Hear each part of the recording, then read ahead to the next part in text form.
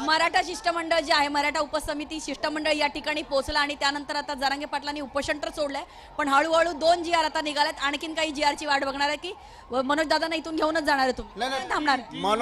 मनोज दादांनी या ठिकाणी आज खऱ्या अर्थानं आजचा जो दिवस आहे ही मराठ्यासाठी ऐतिहासिक दिवाळी आहे. जसा प्रभू श्रीराम वनवासानंतर याच्यामध्ये परत अयोध्येमध्ये परतले होते, तसे आमचे मराठ्याचे श्रीराम मनोज दादा जरांगे पाटील हे देखील महाराष्ट्राच्या घराघरामध्ये दिवाळी साजरे करण्याचं भाग्य आज मनोज दादाच्या माध्यमातून मिळालेलं आहे. आणि अण्णासाहेब पाटलांनी सुरू केलेली चळवळ ती सर्व अण्णासाहेब जावळे असतील, विनायकरावजी मेटे साहेब असतील किंवा अन्य सर्वांनी दिलेलं बलिदान आज खऱ्या अर्थाने सार्थकी लागलेलं आहे असंच या ठिकाणी म्हणावं लागेल. आणि आज मुंबईला मराठ्याची वज्रमूठ, मराठ्यांचं एकजूट आणि मराठ्यांचा इतिहास हा लिहायला भाग पडलेला आहे. आणि या नालायक गुणवत्तेसारखे माणसं या ठिकाणी आज ज्यांनी मुंबईमध्ये येण्यापासून रोखलं होतं तर गुणवत्ते सध्या नालायकाचं नाव देखील येत नाही. पण सांगा आता गुलाल उधळले का? तो म्हणला होता अरे टंके की चोट पे गुलाल घेऊन मराठा आज या ठिकाणाहून चाललेला आहे.